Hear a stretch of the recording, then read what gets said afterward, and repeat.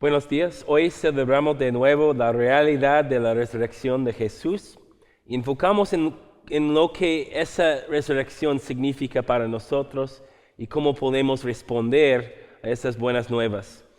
Nuestra meditación para el día de hoy es basada en el libro de Hechos, capítulo 2, versículos 14 y 32 y 41, donde está escrito: Entonces Pedro con los 11 se puso de pie y dijo a voz en cuello: Compatriotas judíos y todos ustedes que están en Jerusalén, déjenme explicarles lo que sucede. Presten atención a lo que les voy a decir. A este Jesús Dios lo resucitó, y de ello todos nosotros somos testigos. Exaltado por el poder de Dios y habiendo recibido del Padre el Espíritu Santo prometido, ha derramado esto que ustedes ahora ven y oyen. David no subió al cielo y sin embargo declaró: Dijo el Señor a mi Señor, siéntate a mi derecha, hasta que ponga a tus enemigos por estrado de tus pies. Por tanto, sépanlo bien todo Israel, que este Jesús, a quien ustedes crucificaron, Dios lo ha hecho Señor y Mesías. Cuando oyeron esto, todos se sintieron profundamente conmovidos y les dijeron a Pedro y a los otros apóstoles: Hermanos, ¿qué debemos hacer? Arrepiéntanse y bautícese cada uno de ustedes en el nombre de Jesucristo para el perdón de sus pecados, les contestó Pedro, y recibirán el don del Espíritu Santo. En efecto, la promesa es para ustedes, para sus hijos y para todos los extranjeros, es decir, para todos aquellos a quienes el Señor nuestro Dios quiera llamar. Y con muchas otras razones les exhortaba insistentemente: sálvense de esta generación perversa.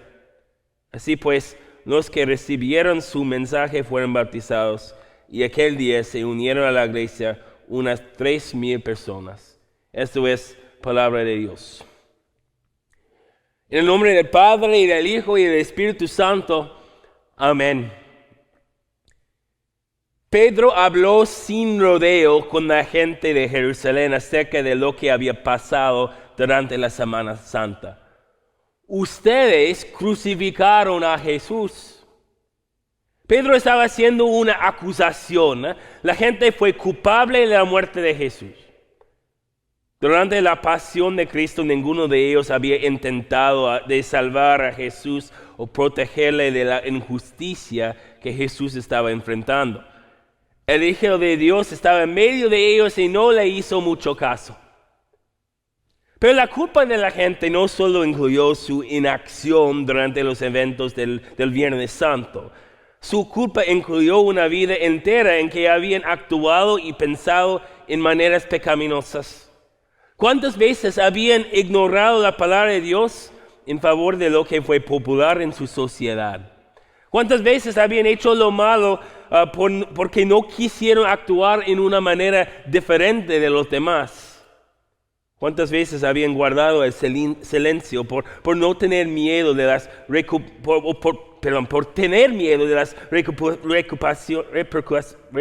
repercusiones de confrontar a los que estaban actuando en maneras injustas y malvadas? La realidad fue que los eventos de la Semana Santa no fueron el principio de su cobardía, sino la culminación de una vida entera de cobardía y egoísmo. La realidad fue que no solo ignoraron y rechazaron al Hijo de Dios durante la Semana Santa. Al contrario, había ignorado y rechazado a Dios y a su Hijo durante sus vidas enteras.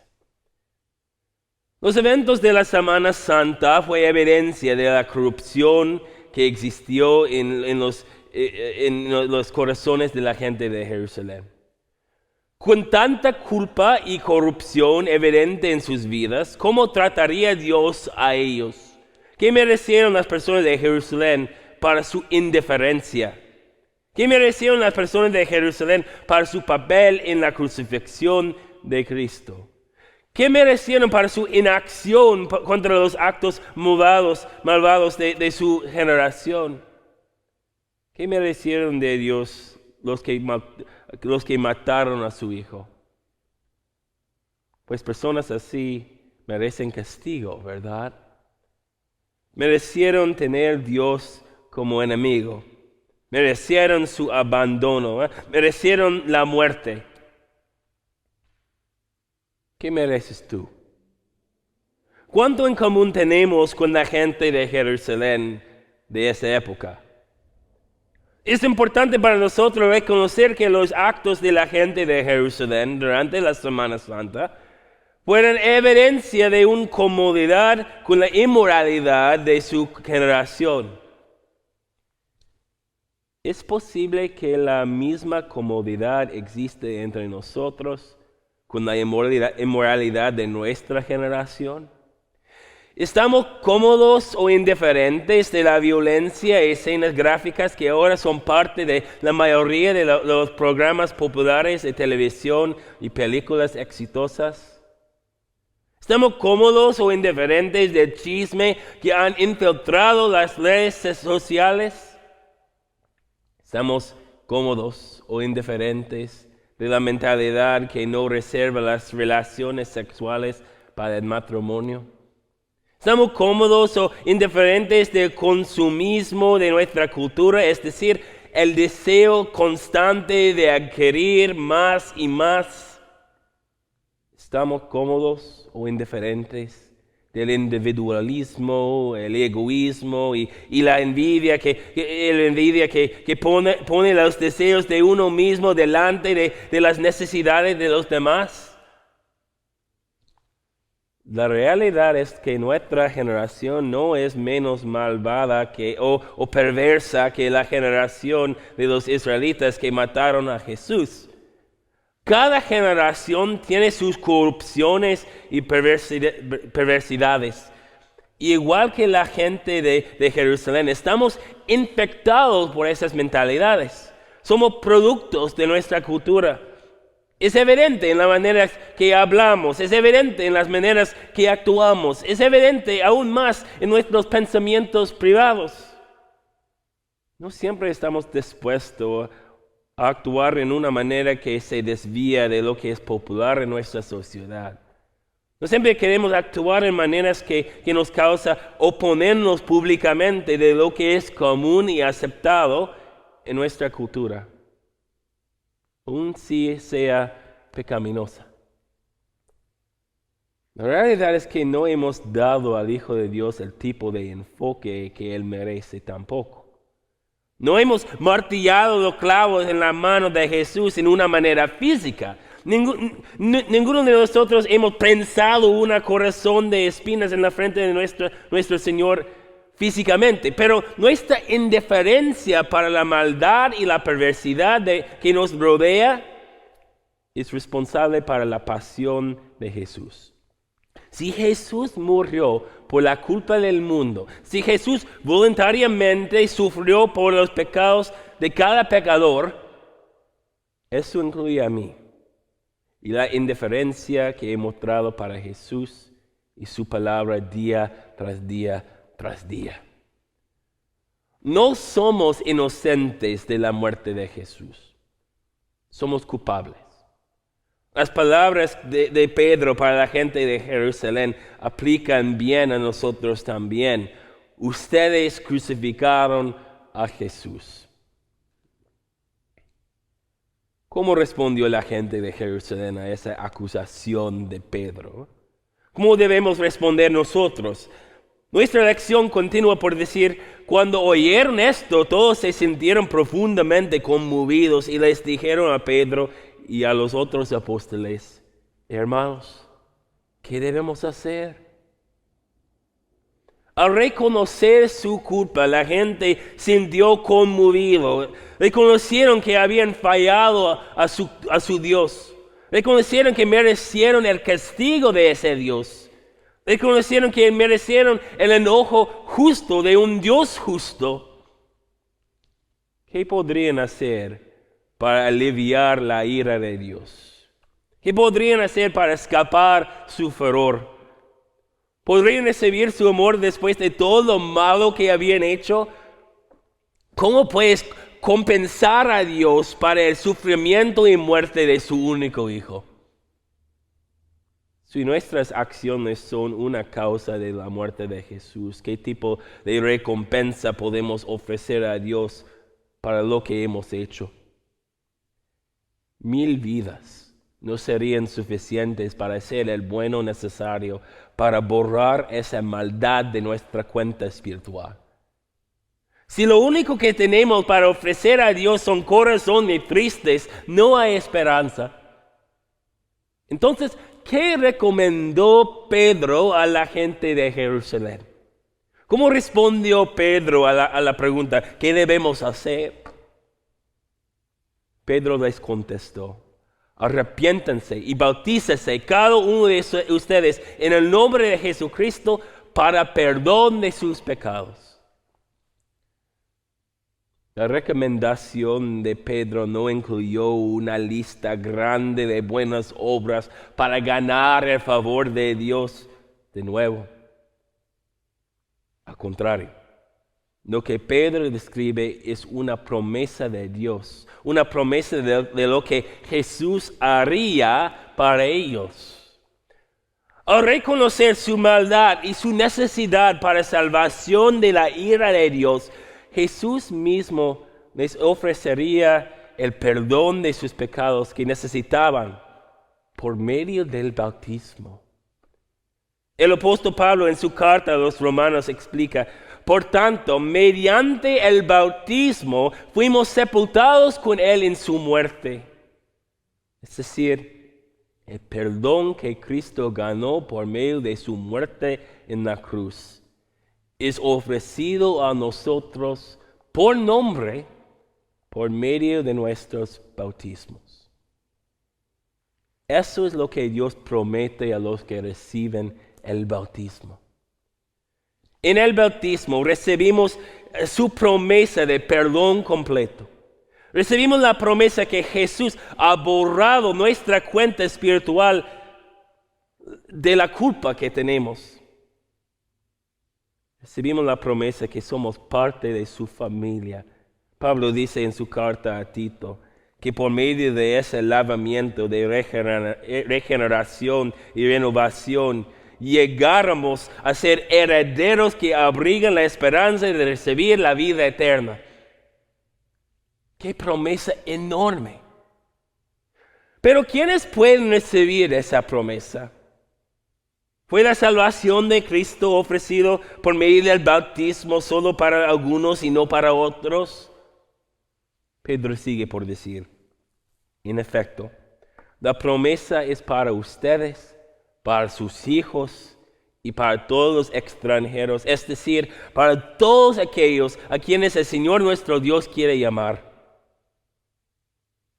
Pedro no solo limitó esa promesa a los adultos presentes en las calles de Jerusalén esa mañana. Esa promesa fue para sus hijos y para un mundo de extranjeros que no estaban presentes para escuchar la predicación de Pedro en persona. Entonces esa promesa incluye a nosotros. Esta promesa incluye a nuestros hijos. Esta promesa incluye a generaciones de creyentes que han existido antes de nosotros y incluirá a las generaciones que vienen después de nosotros. Por medio del bautismo y el perdón de Cristo que recibimos por medio de ese bautismo, recibimos el regalo de una nueva identidad. Jesús nos hace miembros adoptados de su familia celestial. Por medio de las aguas de nuestros bautismos y el perdón que recibimos de Cristo, Dios nos libra de nuestra culpa y maldad. Y al recibir tan grande regalo, la gente israelita quiso saber cómo podrían mostrar su agradecimiento a Jesús por su bondad y amor inmerecido. Quisieron saber cómo podrían demostrar esa nueva identidad que Jesús les había ofrecido en sus bautismos. Pedro explicó cómo podrían demostrar su agradecimiento por decir, sálvense de esta generación perversa. Si hemos recibido una nueva identidad de Jesús, queremos vivir según esa nueva identidad. A recibir el perdón completo y un lugar en la familia de Dios, la última cosa que queremos hacer es regresar a la perversidad de nuestra generación. Pablo en su carta a los Romanos explica, ¿qué concluiremos? ¿Vamos a persistir en el pecado para que la gracia abunde? De ninguna manera. Nosotros que hemos muerto al pecado, ¿cómo podemos seguir viviendo en él? Jesús nos ha salvado de la ira de un Dios justo. Jesús ha borrado nuestra cuenta de la indiferencia que hemos mostrado a la maldad y la perversidad que es común en nuestra generación. Al recibir esa salvación, al recibir ese perdón, ¿cómo podemos regresar a la indiferencia? ¿Cómo podemos aceptar y participar en la perversidad que nos rodea? Esas cosas no son parte de nuestra nueva identidad. Somos hijos de Dios. Somos personas que Cristo ha hecho santos y puros con su sangre preciosa. Entonces, la vida de un cristiano es una vida de arrepentimiento y de agradecimiento. Cuando fallamos, Cristo nos invita a recordar la promesa de perdón que recibimos personalmente de Él en nuestros bautismos. Y después, Cristo nos invita a vivir en esa nueva identidad que hemos recibido de Él. Una nueva identidad que muestra agradecimiento a Dios cada vez que huimos de la perversidad de nuestra generación. Sí, aunque somos culpables de causar la muerte del Hijo de Dios, por medio de esa muerte de Jesús y por medio de su promesa a nosotros en nuestros bautismos, tenemos su perdón y paz de corazón. Cristo nos ha dado una nueva identidad. Que Dios nos ayude a vivir según esa nueva identidad que hemos recibido de Cristo, nuestro Salvador. Amén. Oremos. Oh Todopoderoso y eterno Dios, ya que nos has asegurado del cumplimiento de nuestra salvación mediante la resurrección de nuestro Señor Jesucristo, concédenos la voluntad para manifestar en nuestras vidas lo que profesamos con nuestros labios. Por Jesucristo, tu Hijo, nuestro Señor, que vive y reina contigo y con el Espíritu Santo, siempre un solo Dios, por los siglos de los siglos. Amén. El Señor te bendiga y te guarde. Haga el Señor resplandecer su rostro sobre ti y tenga de ti misericordia. Vuelve, Señor, su rostro a ti y te conceda la paz. Amén. Dios les bendiga esta semana y en las semanas que vienen. Amén.